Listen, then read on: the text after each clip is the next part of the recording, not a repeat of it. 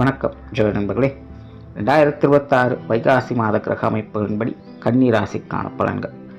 கன்னி ராசிக்கு இந்த மாதம் உங்களுடைய ராசிநாதன் ராசிக்கு 9ஆம் இடத்துல சூரியனோடு சேர்ந்து சஞ்சாரம் செய்துட்டு வர்றாங்க. மற்ற கிரகங்களுடைய அமைப்புகள் உங்களுக்கு ஒரு கலவையான நிலைகளே செயல்பட்டுக்கிட்டு இருக்குது. ஸோ கன்னிராசியை பொறுத்த வரைக்கும் இந்த மாதம் எல்லாமே ஒரு கலவையான அமைப்புகள் தான் இருக்கும். ஒரு சில கலகலப்பான சந்தோஷம் தரக்கூடிய விஷயங்களையும் பார்த்துட்டு வருவீங்க. பட் அதே நேரம் ஒரு சில சிக்கலான தடை தாமதங்கள் தரக்கூடிய விஷயங்களையும் பார்த்துக்கிட்டு வருவீங்க. ஸோ சூழ்நிலை சந்தர்ப்பங்களுக்கு தகுந்த மாதிரி கொஞ்சம் அனுசரித்து போய்க்கங்க. ஆன்மீக விஷயங்களில் ஈடுபாடுகள் எதிர்க்கும் சிலருக்கு எதிர்பாராத பிரயாணங்கள் அமையலாம். அதே போல் பெரியோர்களுடைய நல்லாசிகளை பெறக்கூடிய ஒரு மாதமாகவும் அமைஞ்சிருக்கு. ஸோ கன்னிராசிக்கு உங்களோட மூத்தவங்களுடைய சப்போர்ட் அப்படிங்கிறது எப்போவுமே இருக்கும். அதே போல் ஆன்மீக விஷயங்களையும் ஈடுபாடுகளை அதிகம் காட்டுவீங்க. சிலருக்கு ஆன்மீக ரீதியான பிரயாணங்கள் கூட ஏற்படலாம். பேச்சுவார்த்தைகள் சாதகமாக இருக்கும். கன்னிராசிக்காரங்க இந்த மாதம் வழக்கத்துக்கு மாறாக சற்று அதிகமாக பேசி வரவும் செய்வீங்க. பேச்சில் கலகலப்புத்தன்மையும் கண்ணியும் அதிகமாகவே இருக்கும். அதனால் பேச்சுவார்த்தைகள் சாதகமான அமைப்புகள் உண்டு. தொழில் வேலை உத்தியோகம் சம்பந்தப்பட்ட விஷயங்கள் இந்த மாதம் அளவான அமைப்புகள் தான்.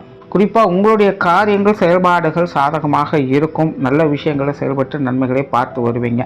ஆனால் காரியத்தில் தடை தாமதங்கள் அப்படிங்கிறது அதிகமாக இருக்கும். அதனால் இதுவாக இருந்தாலும் பொறுமையாக டீல் பண்ணுங்கள், அவசரப்பட வேண்டாம்.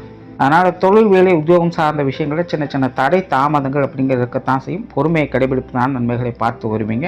மற்றபடி உங்களுடைய காரிய சிறப்புகள் அப்படிங்கிறது நல்லபடியாகவே இருக்கும். வெளியூர் மற்றும் வெளிநாடு சம்பந்தப்பட்ட விஷயங்கள் சிறப்பான அமைப்புகளை எதிர்பார்க்கலாம். பொருளாதாரம் சார்ந்த விஷயங்கள் இந்த மாதம் சாதகமாகவே இருக்குது. எதிர்பாராத பண வரவுகள் உங்களுக்கு நல்லபடியாகவே இருக்கும்.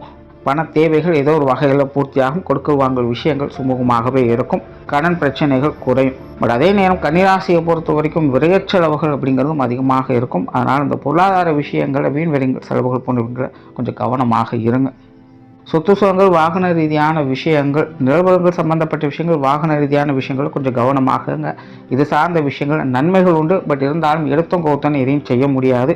பொறுமையாக இருந்து தான் டீல் பண்ணணும். மற்ற விஷயங்கள் சாதகமான அமைப்புகள் இருக்குது. குடும்ப விஷயங்கள் காரியங்கள் இந்த மாதம் நல்லபடியாகவே இருக்கும். குடும்ப தேவைகள் பூர்த்தியாகும். குடும்பத்துக்குள்ள மன மகிழ்ச்சி தரக்கூடிய விஷயங்கள் எதிர்பார்க்கலாம். குடும்ப விஷயங்கள் காரியங்கள் ஈடுபாடுகள் அதிகரிக்கும்.